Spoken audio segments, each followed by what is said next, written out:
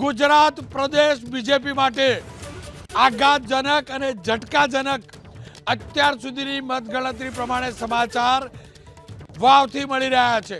વાવથી ભારતીય જનતા પક્ષના ઉમેદવાર સતત પાછળ છે, સતત પાછળ, જ્યારે ગુલાબસિંહ તમામ 7 રાઉન્ડની અંદર સતત આગળ વધી રહ્યા છે।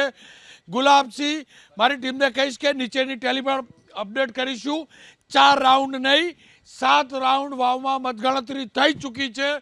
7 રાઉન્ડના અંતે ગુલાબસિંહ સતત આગળ છે, 11,000 મતથી આગળ છે।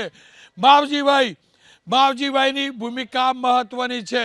માવજીભાઈ ચોક્કસથી પાછળ છે, પણ માવજીભાઈ બીજેપીના મત કાપ્યા છે તે નિશ્ચિત છે, કારણ કે ગુલાબસિંહ જેટલા મતથી આગળ છે, કમસે કમ એટલા મત તો ગુલાબસિંહને અત્યાર સુધી માવજીભાઈને મળી ચૂક્યા છે। એટલે કે ગુલાબ ખીલવાની અંદર ખાતર સમાન આ માવજીભાઈ સાબિત થયા છે। ખુદ માવજીભાઈ જોડાયા છે એબીપી અસ્મિતા સંવાદદાતા હિરેન સાથે, એમનો રિપોર્ટ જોઈ લઈએ। માવજીભાઈ પટેલ અપક્ષ ઉમેદવાર પહોંચ્યા છે મતગણતરી સેન્ટર, તેમની સાથે વાત કરીએ। માવજીભાઈ, તમે પ્રચાર દરમિયાન એવું કહેતા હતા કે પહેલા નંબરે અપક્ષ માવજીભાઈ રહેશે, બીજા નંબરે કોંગ્રેસ ને ત્રીજા નંબરે ભાજપ। ઉલટું થઈ ગયું છે, પહેલા નંબરે કોંગ્રેસ છે અને તમે ત્રીજા નંબરે। અને મારી દ્રષ્ટિએ કશું ઉલટું નથી, તો પહેલા નંબરે આવી જઈશ। કેવી રીતે આવશો? તો લોકોએ મત આપ્યા છે એ રીતે આવશો, મતથી જવાય છે ને। સતત ગુલાબસિંહની લીડ વધતી જાય। આના સ્વાભાવિક, કોઈ બેલ્ટમાં એમની લીડ વધે, કોઈ બેલ્ટમાં મારી લીડ વધે, કોઈમાં ત્રીજા ઉમેદવારની લીડ વધે, એ તો સ્વાભાવિક છે। તમારો જે બેલ્ટ હતો એમાં તમારા પોતાના ગામમાં જ તમને વધારે મળ્યા, બાકી બધે ઓછા મળ્યા। ના, મારું બેલ્ટ હોય એમાં થઈ છે કે બીજાનો બેલ્ટમાં એવું પોઝિશન હોય ને, સ્થાનિક પ્રશ્નો હોય તો થોડી ઘણી પ્રક્રિયા રહેતી હોય, એના માટે કશું નથી। 7 રાઉન્ડ પૂરા થયા છે, હજી ગુલાબસિંહ આગળ ચાલી રહ્યા, શું લાગે છે હજી ક્યાંથી તમે આગળ નીકળી શકો? ના, ગમે ત્યારે આગળ નીકળી શકીએ છીએ, ગમે તે રાઉન્ડમાંથી જીત તમારી થશે એવો હજી તમને લાગે? 100% વિશ્વાસ, 100% ભરોસો, 100%। તો માવજીભાઈને હજી પણ વિશ્વાસ છે અને પોતે કહી રહ્યા છે કે 100% તેમની જીત થશે। જો કે લાગી નથી રહ્યું, જે પ્રમાણે ગુલાબસિંહ આગળ વધી રહ્યા છે એ પ્રમાણે ગુલાબસિંહ પછી જો કદાચ લીડ નીકળે તો એ સ્વરૂપજીની નીકળે, કારણ કે ભારતીય જનતા પાર્ટીનો દાવો છે કે ભાભરના ઈવીએમ ખુલશે ત્યારે ભાજપની લીડ આગળ નીકળશે। જો કે અત્યારે ગુલાબસિંહ આગળ છે। કેમેરામેન પ્રદીપસિંહ સાથે હિરેન રાજગુરુ, એબીપી અસ્મિતા, બનાસકાંઠા। પેટા ચૂંટણીની અંદર 1-2 અપવાદને છોડીને બીજેપી ભાગ્યે જ હાર્યું છે। વિજયભાઈના શાસન સમયે અલ્પેશ ઠાકોર હાર્યા હતા અને એ જ રીતે ધવલસિંહ હાર્યા હતા, પરંતુ વાવની અંદર કદાચ એનું પુનરાવર્તન થાય તેવા સંકેત છે। પરંતુ ત્રીજી તરફ મહારાષ્ટ્રની અંદર બીજેપીની પ્રચંડ જીત છે, બીજેપીની બલ્લે છે અને પ્રધાનમંત્રી નરેન્દ્ર મોદી ખુદ મુંબઈ પહોંચે તેવી શક્યતા છે અને મુંબઈ બીજેપી કાર્યાલય પર જનસભાને નરેન્દ્ર મોદી સંબોધિત કરે તેવા અહેવાલ મળી રહ્યા છે। મહારાષ્ટ્રના તમામ વિસ્તારોમાં બીજેપીના તમામ ઉમેદવારો આગળ છે। નાસિકની અંદર પણ બીજેપી ક્લીન સ્વીપ કરી રહ્યું છે। નાસિક સેન્ટ્રલથી ગુજરાતી એવા બીજેપીના ઉમેદવાર પણ આગળ છે અને ભાજપ કાર્યાલય ઉપર જશ્નનો માહોલ છે। બીજેપીએ ગુજરાતના અનેક ધારાસભ્યોને મહારાષ્ટ્ર મોકલ્યા હતા, ખુદ મુખ્યમંત્રી પ્રચારમાં ગયા હતા, હર્ષ સંઘવી પ્રચારમાં ગયા હતા, પણ હર્ષ સંઘવી વાવમાં પણ ગયા હતા, મુખ્યમંત્રી પણ એકાદ વાર વાવ ગયા હતા, બીજેપીના અધ્યક્ષ પણ વાવ ગયા હતા, પણ વાવની અંદર મતનું સારું વાવેતર હાલ થયું એવું લાગતું નથી। પણ ગઠબંધન થકી મહારાષ્ટ્રમાં સારી એવી મતની લણણી બીજેપીએ કરી છે, કારણ કે ગઠબંધને બીજેપીને 50,000 કરતાં વધુ મત, 50% કરતાં વધુ મત મળ્યા છે। અને આપણે વાવના અપડેટ આવી રહ્યા છે એ પણ જોઈશું। વાવના અપડેટ એ છે કે 8મા રાઉન્ડના અંતે કોંગ્રેસના ઉમેદવાર વાવથી 12,752 મતથી આગળ છે, સતત લીડ બનાવી રહ્યા છે। મહારાષ્ટ્રની વાત કરીએ પહેલા એકવાર વાવની વાત કરી લઈએ। વાવની અંદર કેમ જાજુ વાવેતર ન થયું? હજુ 7 રાઉન્ડની વાત છે, રાઉન્ડ છે ટોટલ 23। વાવ ખુલી રહ્યું છે, સુઈ અને ભાંભર આવશે। માત્ર 65,000 મતોની ગણતરીમાં કોંગ્રેસ આગળ દેખાય છે। હવે જે રિમેનિંગ મતો છે એમાં ભારતીય જનતા પાર્ટીનો વિજય નિશ્ચિત છે. ભારતીય જનતા પાર્ટી ભાંભરના જે મતદારો છે, સ્થાનિક મતદાર તરીકે સ્વરૂપજીને ખૂબ સારું વોટિંગ કર્યું છે, એટલે ભાજપ જીતશે. ખેર મહારાષ્ટ્રની અંદર વાત કરીએ, માત્ર 22 બેઠક કોંગ્રેસની. સફાયો પાક્કો? સફાયો ના કહેવાય. શું કહેવાય મને સમજાવો ને. ધીરે ધીરે સમજો કે આ રાજનીતિ છે. ક્યાંક કોઈક ગણતરી ખોટી પડે, ક્યાંક કોઈક ગણતરીમાં કંઈક બીજા પરિણામો આવે. છેલ્લે ઘણીવાર એવું બનતું હોય છે કે ઘણી વખત છેલ્લી ઘડીએ જે પણ ખોટી વાતો બજારમાં મૂકવામાં આવતી હોય, ઘણીવાર એને લોકો સાચી માનતા હોય છે. એટલે ઘણીવાર એવું પણ બની શકે. વાવમાં એવું થયું છે? વાવની વાત આખી અલગ છે. એટલા માટે ગુજરાતની વાત કરીએ, વાવની વાત કરીએ તો ધીરે ધીરે ભારતીય જનતા પાર્ટીનું જે આ નકલીવાળું છે ને, એ લોકોના મગજમાં, વાવની પ્રજામાં બેઠું છે. નકલી વાત કરીએ તો જેટલું પણ નકલી છે, ઓફિસથી લઈને બધું, એ જ રીતે ધીરે ધીરે અમારા જે ઉમેદવાર છે એની કામગીરી અને ગેનીબેનની મહેનત અને આ બધું ભેગું કરીએ તો એટલે અમે આ વાવમાં આગળ છીએ. માત્ર 22 બેઠક. જુઓ, આ મીઠાઈ બધું ભૂલી ગયા તમે. હવે વાવની ઉજવણી કરશો, વાયનાડની કરશો, કાનો માતમ મનાવશો? ચોક્કસથી કોંગ્રેસ પાર્ટી વાવ હોય, વાયનાડ હોય, વાયનાડ અને નાંદેડ 2 લોકસભા સીટો ઉપર આગળ ચાલી રહી છે. એના સિવાય પણ ઘણી પેટા ચૂંટણીઓમાં કોંગ્રેસ સારું પ્રદર્શન કરી રહી છે. ચોક્કસથી મહારાષ્ટ્રની અંદર ક્યાંક અમારું ખરાબ પ્રદર્શન દેખાઈ રહ્યું છે. પરંતુ રોનકભાઈ, મહારાષ્ટ્રની ચૂંટણી જે પ્રકારે આપણે લોકો જોઈ છે, 5 મહિના પહેલાં લોકસભાની ચૂંટણીની અંદર 48માંથી 30 સીટો મહાવિકાસ અઘાડીને આવે, માત્ર 18 સીટો ઉપર મહાયુતિ સમેટાઈ જાય. ત્યારે 5 મહિનામાં આટલો મોટો ડિફરન્સ પરિણામમાં આવવો અશક્ય છે. પરંતુ શક્ય કઈ રીતે બનાવવામાં આવ્યો? મહારાષ્ટ્રની અંદર ઈડી, સીબીઆઈ, ઇન્કમ ટેક્સના માધ્યમથી મહાવિકાસ અઘાડીના નેતાઓને ધમકીઓ આપીને, ઝારખંડમાં હતું ભાઈ, ઝારખંડમાં હતું.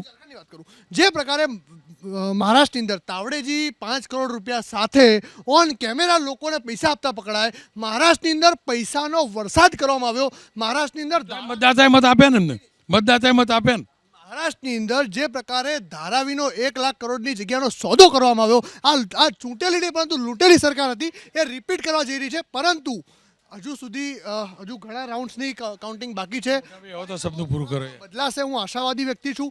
હજુ આની અંદર થોડો ફેરફાર આવશે. પરંતુ 2024ના લોકસભા અને આ વિધાનસભામાં આટલો ડિફરન્સ ક્યારે ન હોઈ શકે?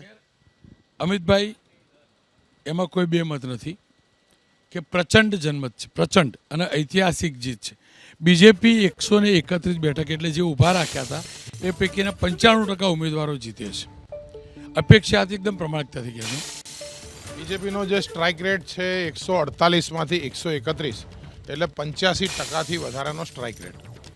સાથે જે સાથી પક્ષો છે એ સાથી પક્ષો પણ એવરેજ 75%ના સ્ટ્રાઇક રેટ ઉપર છે.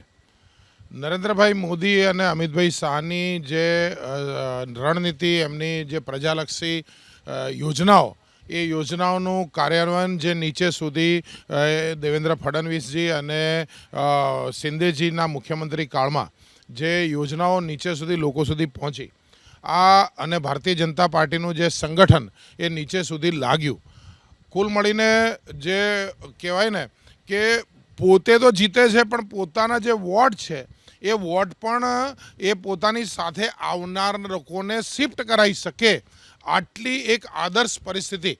નહીતર તમે પરિણામ જુઓ કે કોંગ્રેસ એ પોતાના વોટ શરદ પવાર કે ઉદ્ધવ ઠાકરેને શિફ્ટ કરાવી શક્યા નહીં. ઉલટાના જે એમના મતના જે એમનો બેઝ હતું એ પોતે કોંગ્રેસ એને ખાતી નજર આવે છે.